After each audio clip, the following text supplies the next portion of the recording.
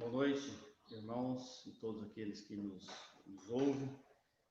Que a paz do nosso Senhor Jesus Cristo possa estar em cada coração nesta noite.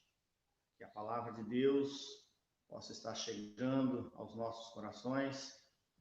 Que cada parte desse culto servir para edificação das nossas vidas e o nosso fortalecimento e crescimento espiritual. Gostaria de estar nesse instante passando os nossos avisos, reforçando, que essa é a nossa primeira semana do mês.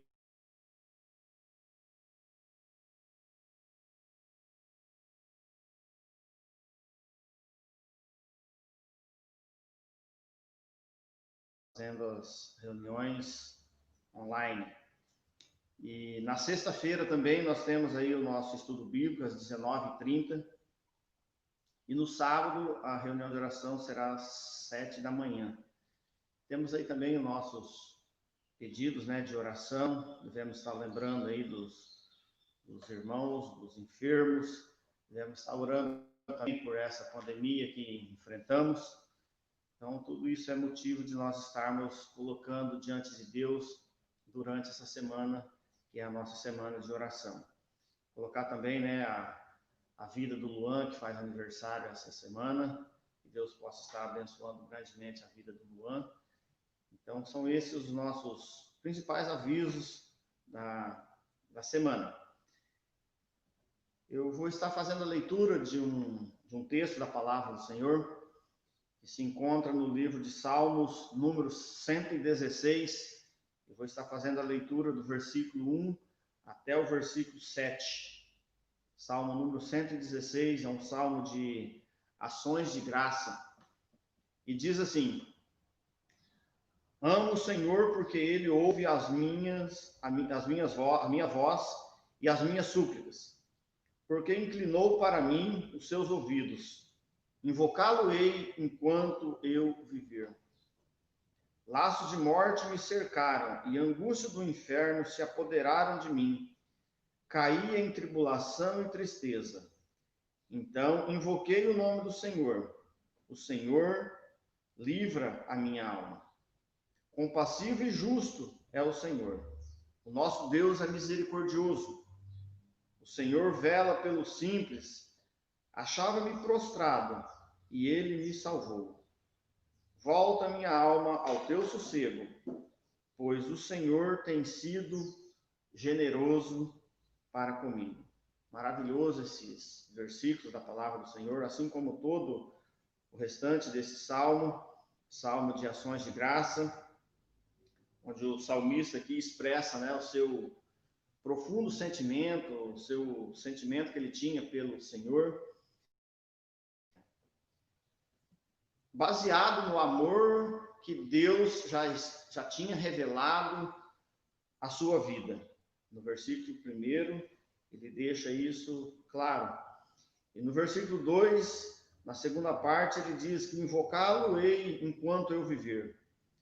O salmista sabia aqui também que ele poderia continuar a sua aliança em Deus, porque Deus já havia respondido às suas súplicas, e ele sabia que durante o tempo que ele estivesse vivo, ele contava e ele poderia contar com a bondade e com o amor do Senhor. Por isso que ele diz que, com toda segurança, invocá-lo ao Senhor enquanto eu viver. Nós também possamos estar fazendo essa invocação a Deus enquanto viver, invocando, dando graças a Ele também, assim como o salmista nos deixa nesse texto. E lá no último texto, no último versículo que eu acabei de ler, diz assim que o Senhor tem sido generoso para comigo. O salmista expressa que Deus havia sido generoso com a sua vida. E realmente Deus tem sido generoso com as nossas vidas. Deus tem mostrado o seu imenso amor pelas nossas vidas. E é por isso que nós devemos ser gratos a Ele. Nós devemos cultuar a Ele com ações de graça. Nós devemos demonstrar a nossa gratidão a Deus todos os dias. Assim como nós invocamos Ele todos os dias, nós também devemos ser gratos a Ele todos os dias, assim como o salmista diz: enquanto eu viver, estarei dando graças a Ele e também estarei invocando, porque eu confio no Deus a quem eu sirvo. Nós vamos estar agora ouvindo um hino, o hino número 61 do nosso hinário, que fala também sobre ações de graça. Maravilhosa, né, a letra desse hino, e onde nós também podemos ver que precisamos estar sendo gratos a Deus, dando graças a Ele por tudo aquilo que Ele tem nos proporcionado no nosso dia a dia. Então, assim, vamos estar ouvindo esse cântico.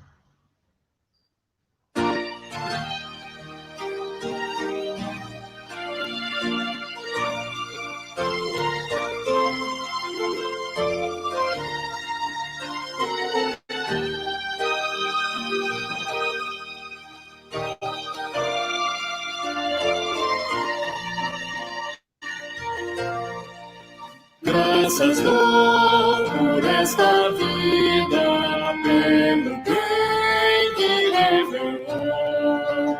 Graças dou pelo futuro e por tudo que passou, pelas bênçãos derramadas, pelo amor, pela aflição, pelas graças reveladas, graças dou pelo perdão,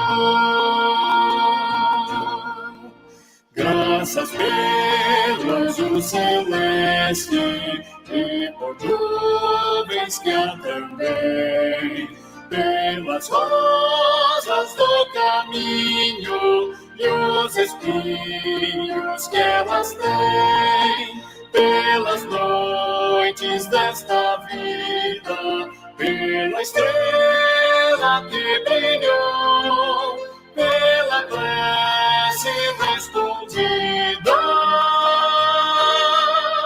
e a esperança que falhou.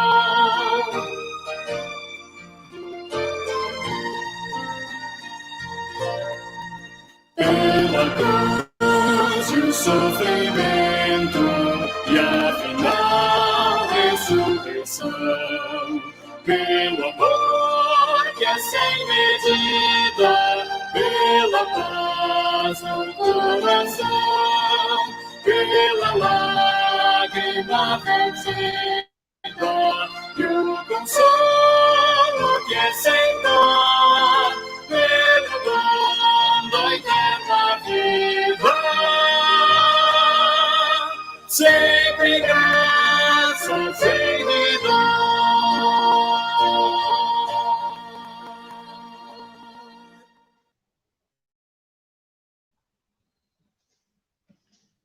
Boa noite a todos. Dando continuidade ao nosso culto de adoração ao Senhor, nós queremos neste momento convidar você para abrir sua Bíblia na primeira epístola de João, capítulo 1, e vamos estar fazendo a leitura a partir do verso 5. Primeira epístola de João, capítulo 1, verso 5 em diante. Diz assim o texto da palavra de Deus: Ora, a mensagem que da parte dele temos ouvido e vos anunciamos é esta, que Deus é luz e não há nele treva nenhuma. Se dissermos que mantemos comunhão com ele e andarmos nas trevas, mentimos e não praticamos a verdade. Se, porém, andarmos na luz como ele está na luz, mantemos comunhão uns com os outros, e o sangue de Jesus, seu Filho, nos purifica de todo pecado. Se dissermos que não temos pecado nenhum, a nós mesmos nos enganamos e a verdade não está em nós. Se confessarmos os nossos pecados, ele é fiel e justo para nos perdoar os pecados e nos purificar de toda injustiça. Se dissermos que não temos cometido pecado, fazemo-lo mentiroso, e a sua palavra não está em nós.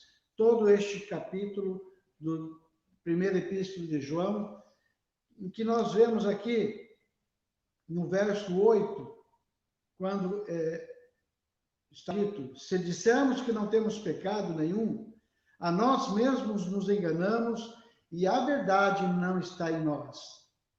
Queridos irmãos, amigos que estão nos ouvindo neste momento, a palavra de Deus diz que nós somos pecadores, que nós já nascemos pecadores e vivemos pecadores.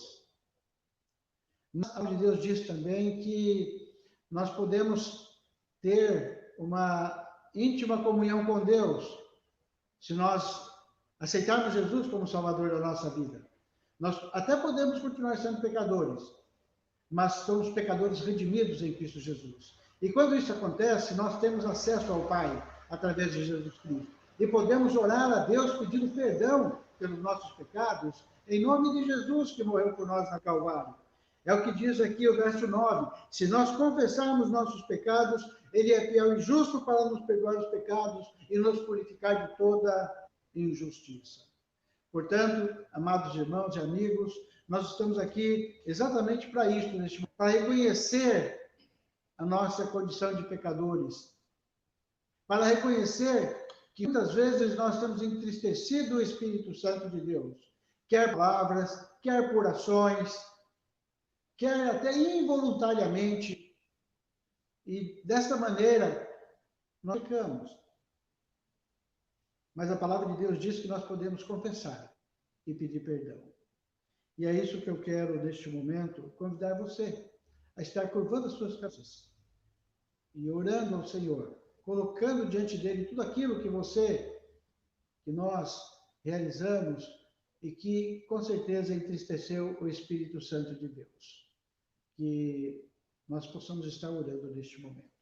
Amado Pai Celestial, nós queremos, ó Pai, muito humildemente neste momento, reconhecer, ó Deus, que somos pecadores, que nós precisamos das tuas misericórdias, Senhor.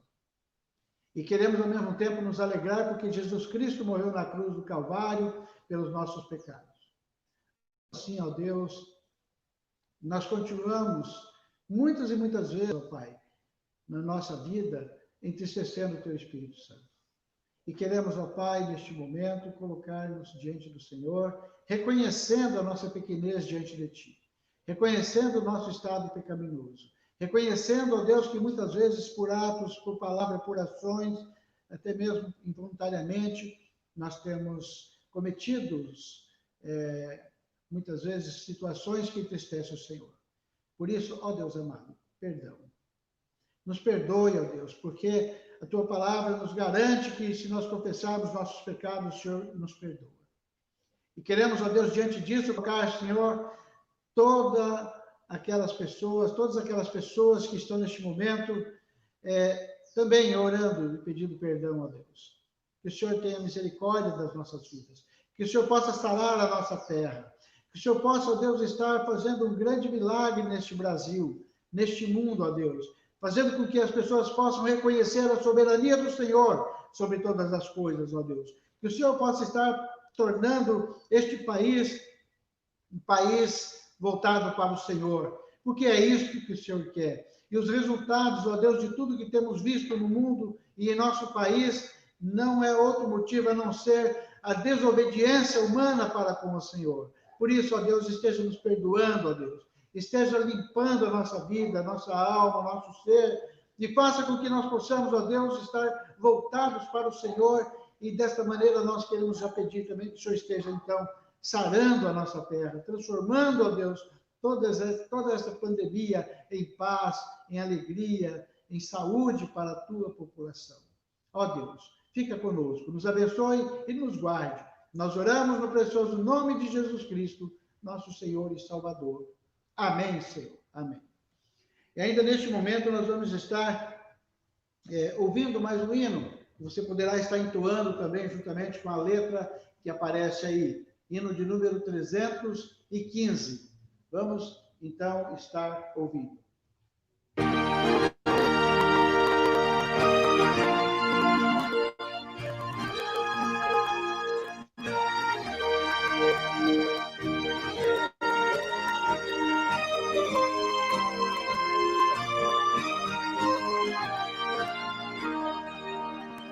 Vamos nós trabalhar, somos servos de Deus, e o Mestre seguir no caminho dos céus. Com o seu bom conselho, vigor renovar, diligentes fazendo o que ele ordenar.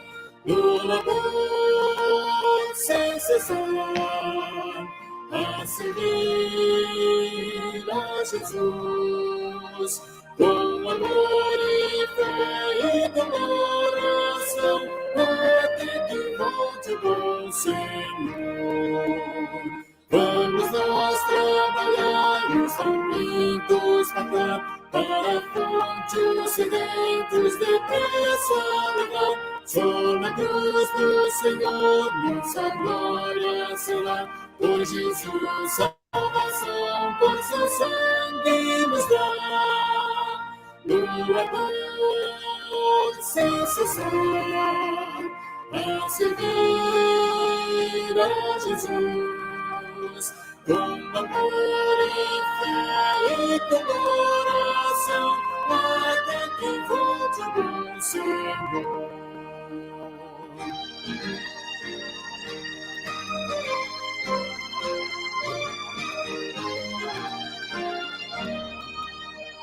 Vamos nós trabalhar, ajudados por Deus, que a coroa de glória nos dá lá nos céus. A unção dos fiéis sempre renascerá, pois Jesus salvação inefável nos dá. No labor sem cessar, a servir a Jesus, com amor e fé e com oração, até que volte o bom Senhor.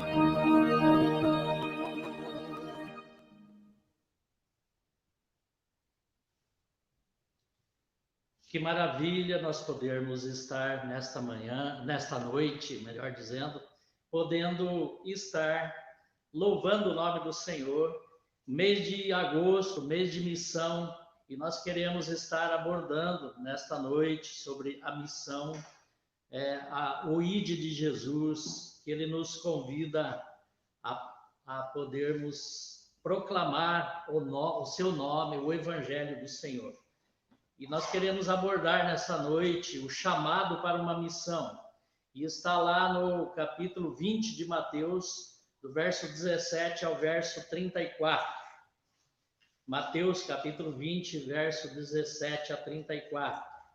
O texto diz assim: Estando Jesus para subir a Jerusalém, chamou à parte os 12 e, em caminho, lhes disse: Eis que subimos para Jerusalém, e o Filho do Homem será entregue aos principais sacerdotes e aos escribas, e eles o condenarão à morte, e o entregarão aos gentios para ser escarnecido, açoitado e crucificado, mas ao terceiro dia ressurgirá. Então se chegou a ele a mulher de Zebedeu com seus filhos, e adorando-o, pediu-lhe um favor. Perguntou: que quereis?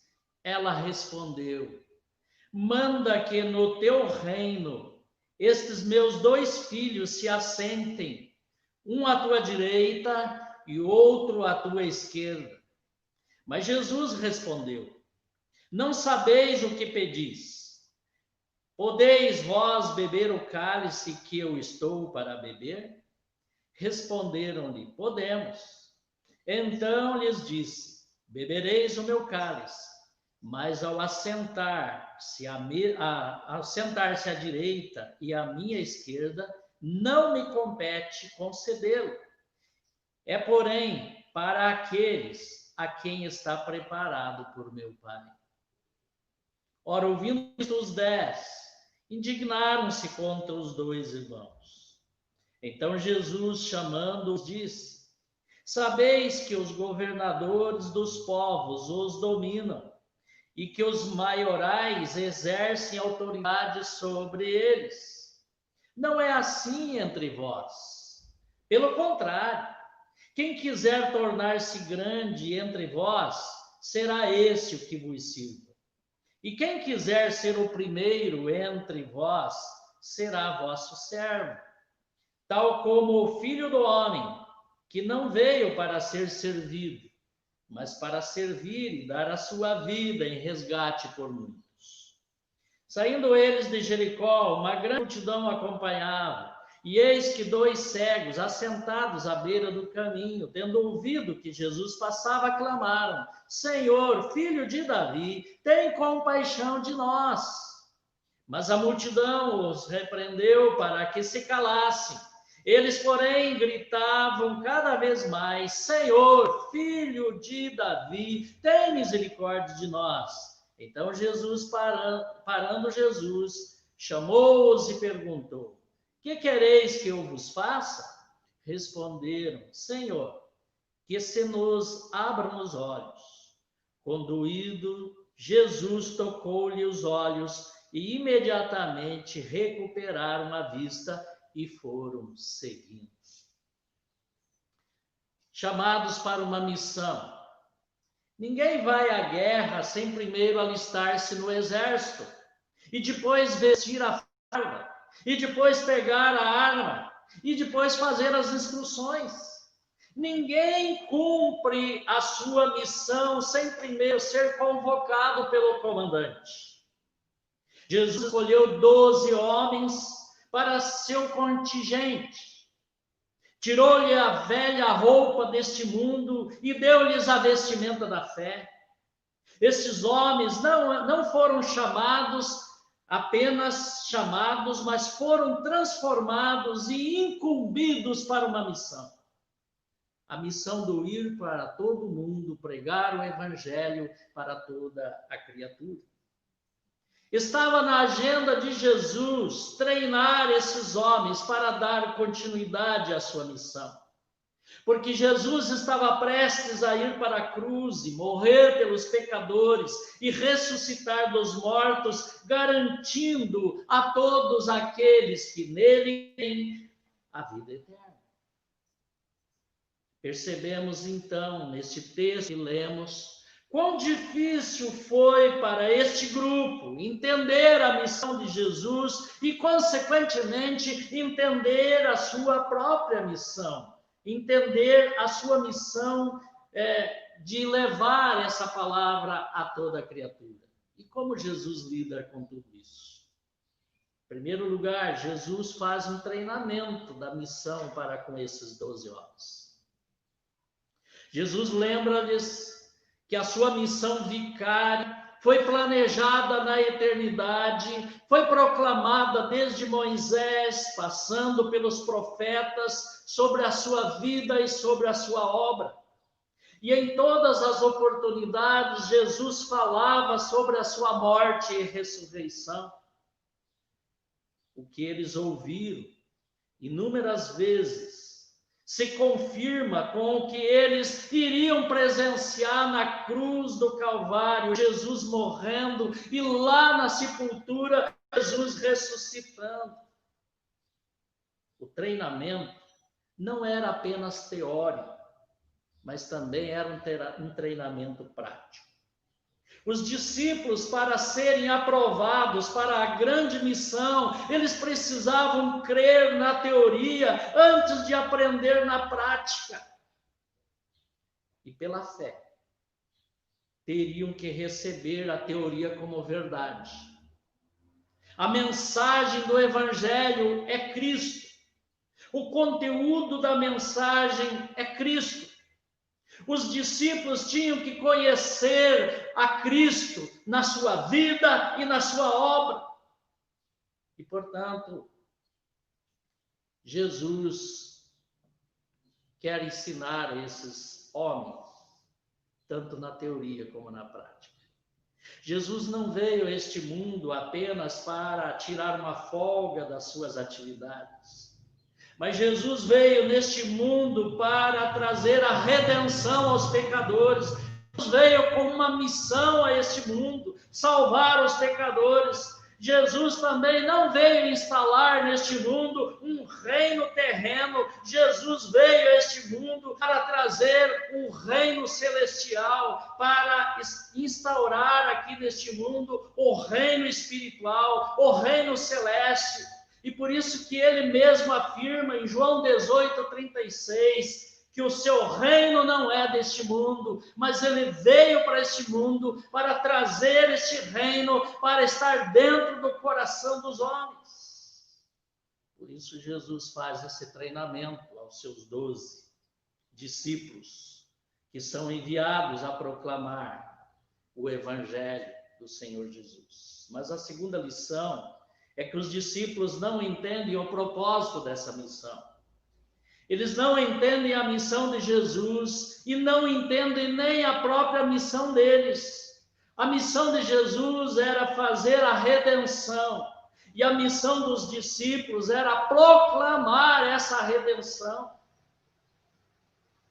Por isso, o Wesley diz lá no seu comentário de que a mulher de Zebedeu, juntamente com seus filhos, chegaram para Jesus e fizeram uma relembrança de Jesus. Lá no capítulo 19 de Mateus, verso 28, diz assim: vós os que me seguistes, quando na ressurreição o Filho do Homem se assentar no trono da sua glória, também vós assentareis em 12 tronos para julgar as 12 tribos de Israel.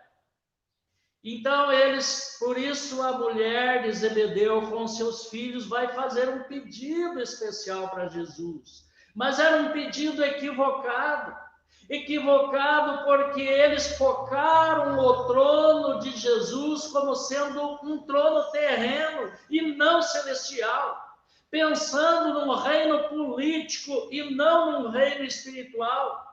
E o Wesley vai dizer que foi um engano, porque o pedido deles foi mundano, porque eles estavam à procura de glória própria e não a glória de Deus. O pedido deles também foi carnal, porque eles pediram mal, pediram para esbanjar nos seus próprios prazeres. Mas o pedido deles também foi diabólico, porque quem aspirou ao trono foi Satanás. E não somente aspirou esse trono, mas também ofereceu esse trono para Jesus e continua oferecendo aquilo que um dia foi a causa da sua expulsão lá do céu. Por isso, esse texto nos convida, na missão de hoje, no discipulado de hoje, no trabalho evangelístico de hoje, Jesus quer que nós entendamos o propósito da nossa missão. Entendamos o propósito de Cristo, mas também entendamos o propósito da nossa missão. Mas a terceira lição que eu quero deixar aqui é que Jesus faz uma revisão do seu treinamento. Enquanto Jesus está falando do reino dos céus, eles estão pensando no reino da terra. Enquanto Jesus fala de serviço, eles falam em ser servidos. Enquanto Jesus fala de submissão, eles pensam em autoridade. Enquanto Jesus diz que maior é o que serve, eles pensam em ser servidos. Enquanto eles disseram a Jesus que podiam beber o cálice que Jesus ia beber, Hernandes faz uma lembrança para nós, dizendo que eles poderiam até morrer como mártir por causa do evangelho, mas nunca eles poderiam morrer pelos pecados humanos. E esse cálice que Jesus ia beber era o cálice da morte pelos pecadores, pelos pecados do mundo. Esta morte é prerrogativa do Senhor Jesus. Ninguém pode tomar esse cálice e assentar à direita ou à esquerda. Não competia a Jesus discutir naquele momento sobre essas coisas, porque essa decisão foi tomada pelo Pai em conjunto com o seu Filho e com o Espírito Santo, desde a eternidade, desde o projeto da redenção. Interessante que o pedido da mulher de Zebedeu, o pedido de Salomé para os seus 2 filhos, Tiago e João, indignou os outros 10 contra esses 2 irmãos. E o Arsber vai dizer que essa indignação foi por causa do ciúme, porque eles fizeram um pedido antecipado antes que os outros 10 pensassem na geniosa ideia. Haveria ali uma competição entre eles, um querendo ser melhor do que o outro. É preciso, nós também, engajados na missão, engajados nesse tempo missionário, precisamos também ter esse coração desprovido de todo o interesse humano na causa do Senhor. Mas a quarta lição, desprovido de todo o nosso interesse humano e fazer a causa do Senhor apenas para a honra e glória do Senhor. Mas a quarta lição que eu quero deixar é que Jesus faz a prática dessa missão. Como eu falei, eles tinham que aprender na teoria e tinham que aprender na prática essa ação missionária. E segundo o Arsbe, o acontecimento final do Mateus 20 foi a cura do Bartimeu e o seu amigo, que ambos eram cegos. E Lucas e Marcos diz que é um só. E aqui em Mateus está dizendo que são 2. E para dizer e para verificar que a Bíblia não tem contradição, os comentaristas dizem que eram 2, mas somente Bartimeu é que gritava mais alto, que o som da sua voz era muito mais evidente para que ecoasse ali na estrada, por isso que dava a ideia de ser um só, mas eram 2 cegos. E aqui Jesus coloca então em prática aquilo que havia acabado de ensinar aos seus discípulos, e se torna um servo desses 2 cegos e mendigos. A multidão, diz o texto, tentou até fazer esses 2 homens se calarem. Mas Jesus então teve compaixão deles e os curou. E podemos fazer coro com o Arsbe, com o comentarista Arsbe, dizendo que os últimos tronos de Jesus aqui na terra foram a cruz e o túmulo. E o Arsbe diz ainda que Salomé não viu os seus filhos, um de um lado direito, outro do lado esquerdo, mas viu 2 ladrões ladeando a cruz do Senhor Jesus. Mas na sepultura, Jesus venceu a morte, para que por meio desta vitória, tanto eu como você pudéssemos ser servidos pela vida. Ele nos deu a vitória, ressuscitando dos mortos naquela sepultura. Louvado seja o nosso Deus. E eu quero concluir essa mensagem dizendo: Deus espera que nós não sejamos tardios em compreender a nossa missão, como foram tardios os apóstolos, que possamos não ser acomodados em cumprir o que Ele espera de nós.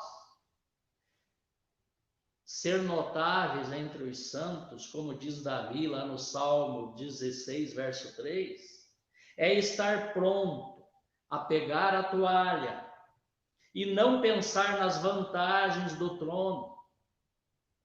É servir e não ser servido. É dar o justo lugar a Jesus através dos nossos trabalhos, através do meu trabalho e através do seu. Hoje